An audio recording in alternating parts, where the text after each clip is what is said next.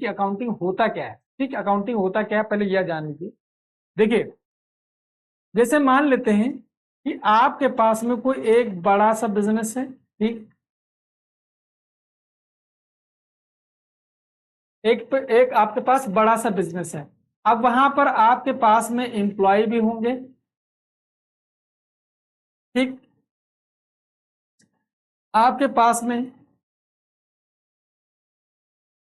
Supplier भी होंगे और आपके पास कस्टमर्स भी होंगे। अभी मैं सारी चीजें यहां पर नहीं डालूंगा, बस समझने के लिए इतनी चीजें डाल रहा हूं। और यहाँ पर एक और चीज होगी, इन सब चीजों मतलब जैसे सप्लायर होगा, आपको क्या करेगा, आपको माल सप्लाई करेगा, आप उसको कस्टमर को बेचेंगे।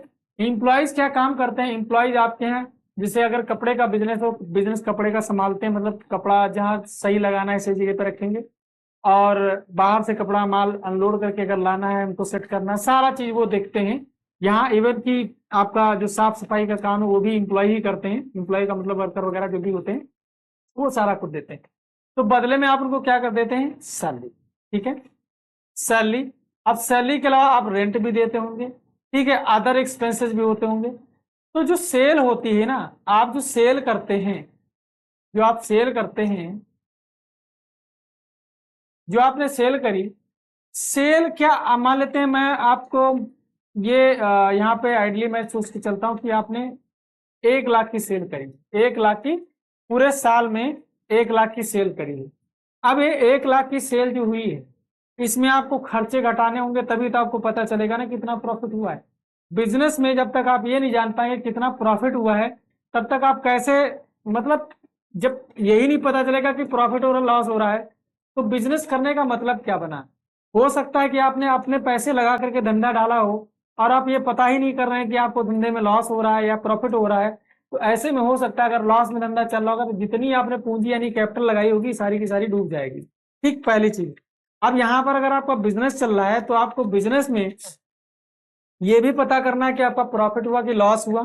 ठीक, आपने कितना पैसा डाला था, आपके पास कितना बचा, कितनी एसेट्स आपके पास में, कितने मतलब कितना देनदारी है। मान लो इनसे अगर सामान खरीदोगे ना तो उधार भी खरीद सकते हो, यानी ऑन क्रेडिट भी खरीद सकते हो, इनको उधार आप बेच भी सकते हो। ठीक, तो इसका मतलब ये हुआ कि हमारे पास में जो भी इन सब चीजों का हिसाब किताब रखना है, कितना हमारा सप्लायर का पेमेंट बाकी है, कितना हमें खर्चे देने बाकी हैं, कितना हमने खर्चा दे के रखा हुआ, कितना हमने पेमेंट कर दिया है, कितना उधार माल हमने बेचा हुआ है, कितना एम्प्लॉय को सैलरी दी है, कितना सेल किया हुआ है टोटल में, सारी चीजों का हिसाब किताब एक जगह इकट्ठा रखना, ये क्या कहलाता है, इसको कहते हैं अकाउंटिंग। ठीक है, ये क्या कहलाता है, अकाउंटिंग। समझ आया अकाउंटिंग क्या होता है। ठीक है, प्रॉफिट निकालना, हमारे पास कितनी एसेट्स हैं, कितनी लाइबिलिटीज। अच्छा, लाइबिलिटी क्या होता है मैं बताना थोड़ा भूल गया, यहाँ पे देखिए लाइबिलिटी क्या होता है। जैसे मान लिया आपको बिजनेस लगाना था, आपके पास में 10 लाख रुपए था, कितना था, 10 लाख रुपए, और आपको नीड थी 20 लाख रुपए की, 20 लैक्स की आपकी नीड थी कि मेरे पास है 20 लाख रुपए की जरूरत है, आपके पास 10 ही लाख है, तो 10 लाख तो अपना आप लगा दिए होंगे, लेकिन 10 लाख तो बाहर से लाए होंगे ना, उधार कहीं किसी से, या तो बैंक से लिया होगा या किसी और लोन प्रोवाइडर से लिया होगा।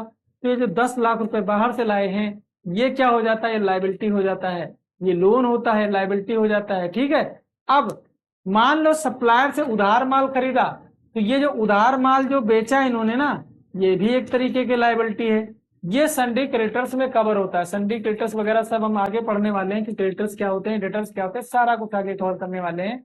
अभी आप ये समझ लीजिए कि अगर आपको बिजनेस चलाना है, आपको पता करना पड़ेगा कि आपके पास में धंधे में लॉस हो रहा, बिजनेस में लॉस हो रहा है या प्रॉफिट हो रहा है, उसको पता करने के लिए हमें सारा जो डेटा होगा, जो सेल हुई है, जितना उधार माल खरीदा, नगद खरीदा, कितना बेचा, कितना सैलरी दी, कितने खर्चे हुए, सारा हिसाब किताब आपको लिख करके जोड़ घटा करके सारा हिसाब, तभी आपका जो है प्रॉफिट या लॉस पता चलेगा। और ये जो प्रोसेस होती है, इस प्रोसेस को कहते हैं अकाउंटिंग। ठीक है, अब यहीं पर एक और वर्ड आता है जिसको हम लोग बोलते हैं अकाउंटेंसी। अकाउंटेंसी, अकाउंटेंसी क्या होता है कि अकाउंटिंग, तो ये काम कैसे कर, मतलब ये अकाउंटिंग जो होता है, काम करना है, क्या क्या काम करना है वो बताता है, काम को कैसे करना है वो कौन बताता है, अकाउंटिंग, अकाउंटेंसी बताता है। अकाउंटिंग ये बताती है काम करना है आपको, क्या क्या प्रोसेस में आएगा। जैसे मैं बोलूं कि जैसे मान लो घर में बहू है, ठीक है, एक है बहू और एक है सास, ठीक है, एक बहू है और एक सास। तो सास क्या करती है, खाना बनाती है, लेकिन खाना कैसे बनेगा ये तरीका ये बताती है। तो यहाँ पर जो अकाउंटेंसी है सास का काम करती है, ये मेथड बना करके देती है कि किस मेथड से तुमको प्रॉफिट निकालना है, मेथड बताएगी, पॉलिसीज बताएगी, रूल्स रेगुलेशन सब बताती है, वो अकाउंटेंसी का काम होता है। और कैसे कैसे करने का काम अकाउंटेंसी का, और क्या क्या करना है वो काम अकाउंटिंग का। क्लियर हो गया अकाउंटिंग क्या है। अब देखिए यहां पर अभी आप जो कॉन्सेप्ट्स पढ़ने वाले हो, कॉन्सेप्ट जो पढ़ने वाले हो, तो हमारे पास में जैसे ट्रांजेक्शन्स होते हैं, ट्रांजेक्शन्स कैसे होते हैं, देखिए यहां पर एक चीज और बता देते हैं। हमारे पास में दो चीजें होती हैं, हमारे पास दो चीजें क्या होती है, एक होता है इवेंट और एक होता है ट्रांजेक्शन। इवेंट क्या होती है और ट्रांजेक्शन क्या होता है, दोनों बातें जान लीजिए। इवेंट में जरूरी नहीं हो कि पैसा इन्वॉल्व हो, समझिएगा बात, इवेंट में जरूरी नहीं पैसा इन्वॉल्व हो। जैसे मैंने कहा कि मैनेजर की तबीयत खराब हो गई, ये इवेंट है, घटना है, क्या पैसा इन्वॉल्व हुआ, नहीं। लेकिन मैं बोलूं कि कंपनी ने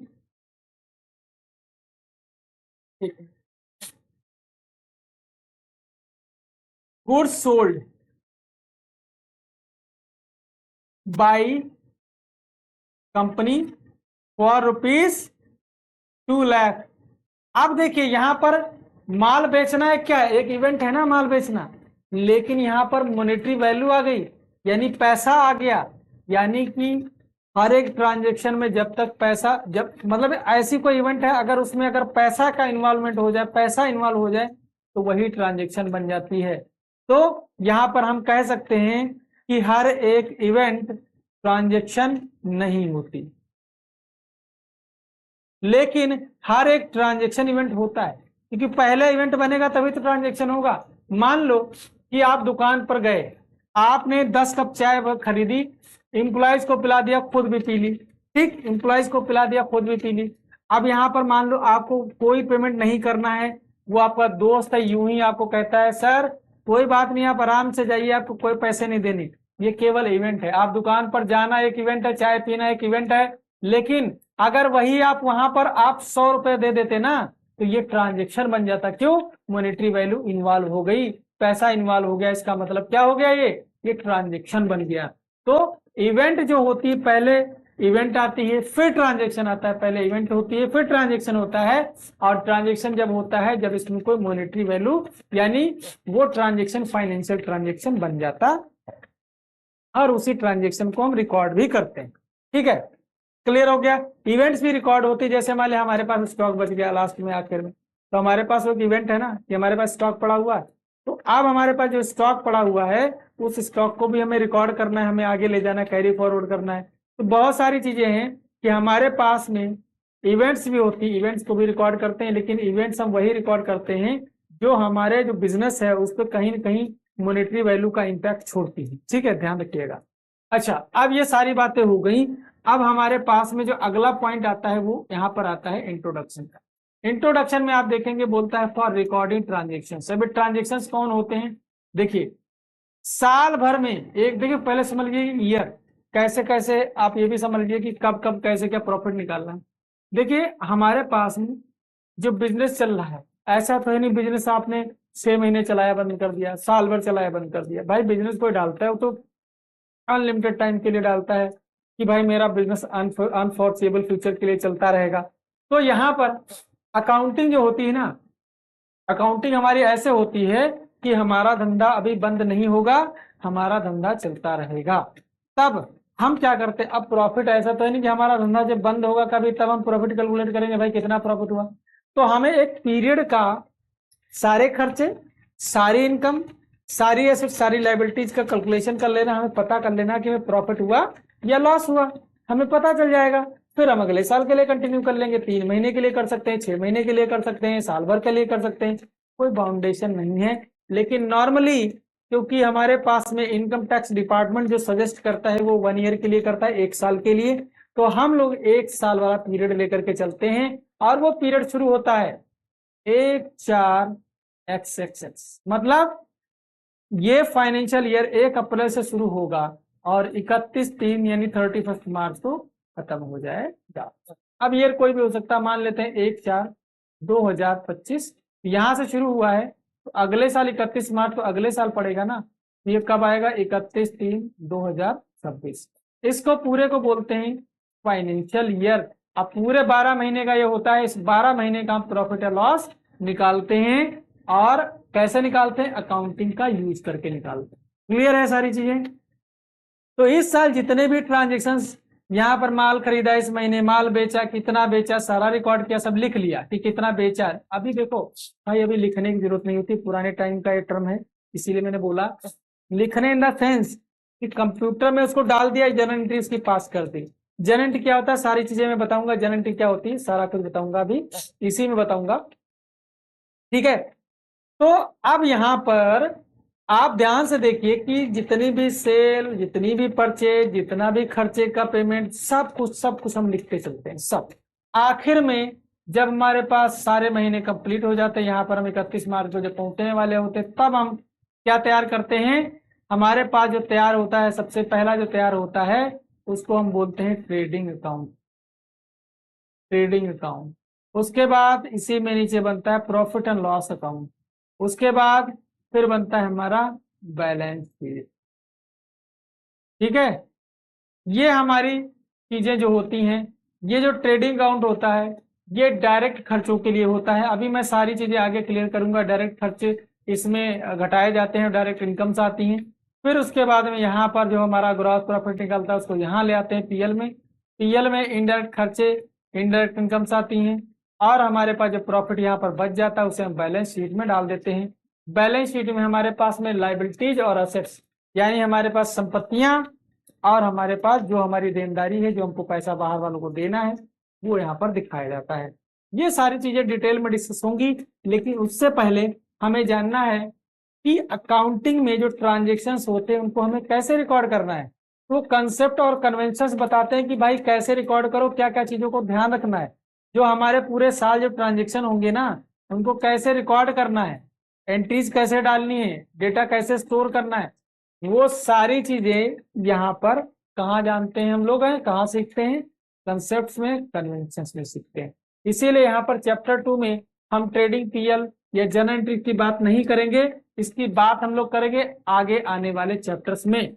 तब तक के लिए आपको धैर्य बनाए रखना है और यहाँ पर जो मैं कन्वेंशंस या कंसेप्ट कराने वाला हूँ उसको बिल्कुल दिमाग में आप डाल लीजिए। मैं गारंटी लेता हूँ कि आपके दिमाग में बिल्कुल 100% बैठ जाएंगी। क्यों, मुश्किल है नहीं, आपको मैं एग्जाम्पल, प्रैक्टिकल एग्जाम्पल से समझाऊंगा, आपको समझ में आ जाएगा।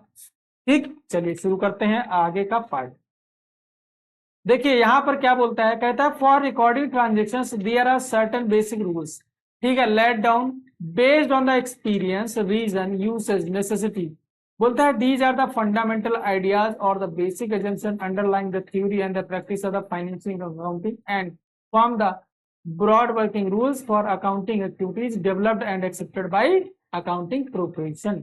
इसका मतलब क्या हुआ, इन्होंने सीधा सा बोला कि भाई यहाँ पर आपको जो भी चीजें, मतलब जो ट्रांजेक्शन आप रिकॉर्ड करने वाले हो, वहां पर कुछ रूल्स बनाए गए हैं।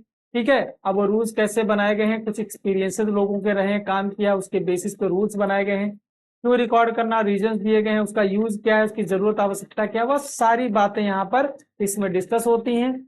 और फंडामेंटल आइडियाज जो है, एजम्पशन, जो अपनी तरीके से मान करके, अपनी तरफ से मान करके चलना है, वो भी आप पढ़ोगे इसमें। थ्योरीज वगैरह जो भी सारा कुछ यहाँ पर पढ़ने वाले हो। ठीक है, तो यहाँ पर अकाउंटिंग प्रोफेशन में जो चीज हमको जरूरत होती है वो सारी चीजें यहाँ पर हमारे पास अवेलेबल हैं इन अकाउंटिंग कंसेप्ट के थ्रू। यहाँ पर सारी चीजें बताई गई हैं, यानी हम ये कह सकते हैं कि हमारे पास ओवरऑल ये निचोड़ होता है जो experience based rules, set of rules, यानी जो भी है वो सारा यहाँ पर आपको मिलेगा। ठीक, अब देखो यहाँ पर बोलता है अंडर द 2 ब्रॉड हेड्स।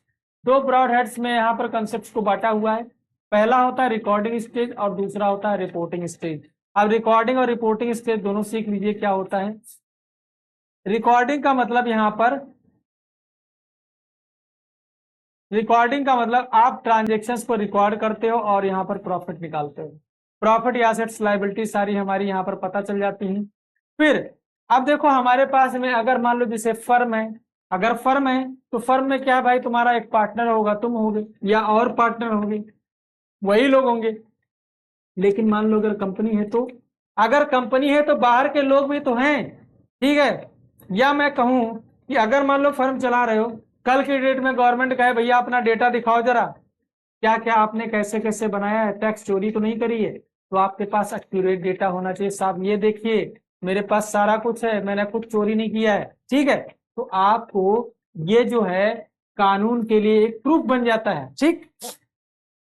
तो ये क्या करते हैं, जब हम किसी को देते हैं ना, किसी को रिपोर्ट करते हैं, उसको बोलते हैं रिपोर्टिंग। रिपोर्टिंग का मतलब जिन्होंने पैसा लगाया है उनको वो डेटा देना है कि भाई प्रॉफिट हमने कैसे निकाला है, क्या क्या रूल फॉलो करे हैं, कहाँ कहाँ हमारा कितना लॉस हुआ, कितना कितना फायदा हुआ, सारी बातें हम उनको बताते हैं जिन्होंने बिजनेस में पैसा लगाया है, या डायरेक्टली इनडायरेक्टली उसका उन लोगों का इंटरेस्ट है। इंटरेस्ट का मतलब उनका मतलब वो उससे प्रभावित होते हैं, ठीक है, इम्पैक्ट पड़ता है उनके ऊपर, ठीक है। मैं अगर बोलूं ना कि एक कंपनी है, अब वो कंपनी जो है उसने लॉस कर दिया, अपना अपना मुझसे लॉस हो गया, मेरा उससे कोई लेना देना नहीं।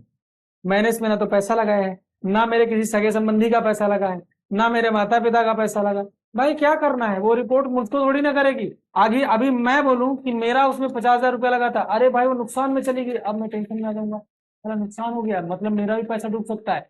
तो ऐसे केस में जो रिपोर्टिंग करनी होगी तो मैं क्या हूं, अगर मेरा पैसा लगा तो वो क्या करेंगे, मुझे रिपोर्ट करेंगे ना, मुझे बताएंगे। तो यहाँ पर ये जो होते हैं इनको बोला जाता है रिपोर्टिंग स्टेज। यहाँ पर जो रिपोर्टिंग करते हैं ना, तो वहां पर क्या क्या चीजों को ध्यान में रखना पड़ता है वो सारी चीजें बताएगी। यहाँ पर रिकॉर्डिंग का मतलब ट्रांजेक्शन जब रिकॉर्ड करते हैं तब क्या चीजें ध्यान रखनी है। तो पहला बोलता है cost concept, money measurement concept, business entity, realisation, dual aspect, historical records, going concern, matching concept, accounting period concept, convention of conservatism, convention of full disclosure, convention of materiality, convention of consistency.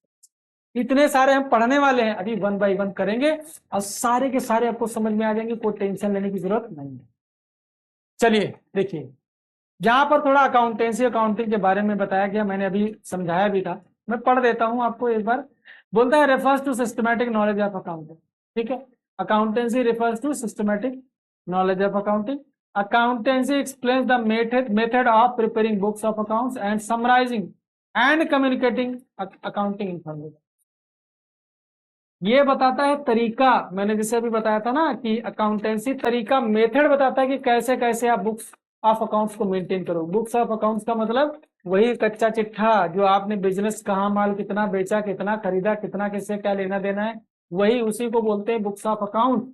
उसमें आपका क्या क्या cover होता है, अभी के लिए छोटा समझिए, बाद में फिर बड़े में कवर करेंगे क्या क्या कवर हो जाएगा। वहां पर आपका जर्नल एंट्री, लेजर पोस्टिंग जो भी आता है, लेजर पोस्टिंग से जो आपके लेजर वगैरह बनते हैं, ट्रायल बैलेंस, आपका ट्रेडिंग पीएल और बैलेंस शीट बनता है। तो बहुत कुछ है, कैश फ्लो भी बनेगा, जरूरत पर कैश फ्लो देखो ऑटोमेटिकली सब कुछ आजकल जनरेट हो जाता है, क्योंकि भाई टैली डीजी सॉफ्टवेयर ऐसे हैं जहां पर आप जनरल एंट्री डालते हैं और वो सारा कुछ तैयार करके आपको दे देती है। इवन आपको प्रॉफिट या लॉस या जो भी एसेट्स लायबिलिटी जो आपकी वो सारा कुछ कैलकुलेट करके दे देते हैं, सिर्फ आपको वहां पर ट्रांजेक्शन की एंट्री करनी होती है बस, ठीक। और आपको पता होना चाहिए कि अगर कोई गलती होती है तो आपको ढूंढना है, अगर आपको नॉलेज नहीं है तो आप ढूंढ नहीं पाएंगे, इसीलिए ये ज्ञान आपको दिया जाता है ताकि आपको सारी चीजें पता हो कि अगर कंप्यूटर कहीं गलती से कुछ उल्टा सीधा कर दिया है, मिस्टेक हो गई, तो उसको आप पकड़ करके इसको ठीक कर सकें, ठीक है। चलो देखिए, अकाउंटिंग का मतलब ही मैंने बताया था, accounting often called language of business, ठीक है। बिजनेस के बारे में सारी चीजें रखती है तो इसीलिए लैंग्वेज ऑफ बिजनेस भी बोला जाता है। आगे बोलता है through which business house normally communicates outside world in order to make this language intangible and commonly understood by all, it is necessary that based on a certain uniform systematically laid down। देखो इसका मतलब मैं समझा दूं, जैसे मान लिया अपना भारत, ये रहा भारत, यहाँ पर आपके पास में एक बंदा यहाँ यूपी में काम कर रहा है, एक बंदा यहाँ कर्नाटक में काम कर रहा है, तो अकाउंटिंग प्रिंसिपल्स होंगे ना, कि मान लो यहाँ कंपनी के जो ये कंपनी के जो रूल्स हैं अकाउंटिंग के फॉलो कर रही है, यहाँ फॉलो ही नहीं होते, यहाँ को दुनिया के और दूसरी दुनिया के पता नहीं कहाँ के फॉलो हो रहे हैं, कोई अपना तरीका मेथड बना रखे हैं। भाई साहब तो बता देना, 1000 कंपनियां होंगे, 1000 कंपनियों के अपने अपने अलग अलग तरीके निकाल डालेंगे, अलग अलग तरीके से रिकॉर्ड करना शुरू कर देंगी। इनकम टैक्स वाले अलग परेशान हो जाएंगे, जो पैसा लगाते हैं वो अलग परेशान हो जाएंगे, माथापच्ची इतनी ज्यादा हो जाएगी, सब हौच पौच हो जाएगा, सब खत्म हो जाएगा। इसीलिए यहाँ पर जो अकाउंटिंग स्टैंडर्ड है या फिर अकाउंटिंग से रिलेटेड जो प्रोनाउंसमेंट आते हैं, जो ICAI institute of chartered accounting of India जारी करता है, उसके बेसिस पे अकाउंटिंग की जाती है। ठीक है, उसके बेसिस पे अकाउंटिंग की जाती है, और वो लोग बताते हैं कि आपको भारत में किसी कोने में रह रहे हो, आपको उसी हिसाब से, यानी ट्रेडिंग बनाना है तो कैसे ट्रेडिंग बनाना है, उन्होंने फॉर्मेट बता दिया कि ऐसे से बनाना है। बैलेंस शीट कैसे बनेगी वो भी बता के रखा हुआ है कंपनीज एक्ट में, ठीक, वो भी बता के रखा है। कैश फ्लो कैसे बनेगा वो भी AS3 में बता के रखा है। मतलब हर एक चीज को उन्होंने पहले से प्री डिफाइन करके रखा है कि कौन सी चीज कैसे बनेगी, और इसीलिए पूरे देश में यूनिफॉर्मिटी रहती है। जो अकाउंटिंग स्टैंडर्ड्स के थ्रू बनाए जाते हैं, या फिर जो भी रूल्स रेगुलेशन जो बनाए हैं ICAI ने, उसके अकॉर्डिंगली जो चीजें बनाई जाती है, अकाउंटिंग में अकाउंटिंग करी जाती है, वो सबकी एक जैसी दिखती है, और जिससे टैक्स वालों को भी कोई दिक्कत नहीं होती है, और सारे लोग इजिली प्रॉफिट वगैरह जो निकालने का तरीका होता है वो समझ पाते हैं। ठीक, क्लियर हो गया। तो यहाँ पर इसीलिए इन्होंने लिखा है certain uniform scientifically let down standards. ठीक है, इनकी बातें अभी हम लोग पहला चैप्टर जो स्टैंडर्ड्स का है वहां पे करते हैं, यहाँ ज्यादा हम लोग नहीं बातें करेंगे। These standard term as accounting principles, इनको अकाउंटिंग प्रिंसिपल्स बोला जाता है। अब देखिए कंसेप्ट की बारी आती है। कंसेप्ट बोलता है an accountant while recording business transactions, कहता है जब बिजनेस ट्रांजेक्शंस को रिकॉर्ड करेगा has to follow certain rules known as accounting concept. तो इनको अकाउंटिंग कंसेप्ट बोला जाता है। जब आप ट्रांजेक्शन को रिकॉर्ड करो बिजनेस में, तब इनको आपको फॉलो करना होगा। आगे बोलता है accounting concept primary refer to basic rules, कहता है बेसिक रूल्स के तरीके से होते हैं, एजम्पशंस ये होती हैं, प्रिंसिपल्स होते हैं जो इनको फॉलो करना होता है जब आप रिकॉर्ड कर रहे हो तो ट्रांजेक्शंस को, या आपकी बुक्स जो मेंटेन कर रहे होते हो तब। आगे बोलता है accounting concepts are like scientific rules that are time tested applicable universally across the boundaries and different situations. ये मैं बता चुका हूँ। बोलता है these concepts are like scientific rules lending to the same interpretation leading to the same interpretation that helps maintaining continuity and comparability of books of accounts. क्या मतलब हुआ, ये कंसेप्ट ऐसे होते हैं, ये इस तरीके के आप रूल समझ लो कि जब इनको इंटरप्रेट किया जाता है ना, तो आप बुक्स ऑफ अकाउंट को या कंटिन्यूटी जो भी होती है, जैसे मैं बोलूं कि मेरा धंधा अच्छा चल रहा है कि नहीं चल रहा है ना, तो मैं क्या करूंगा, अपने जैसा एक धंधा दूसरे का देखूंगा कि भाई उसके में प्रॉफिट कितना हो रहा है, मेरे में प्रॉफिट कितना हो रहा है।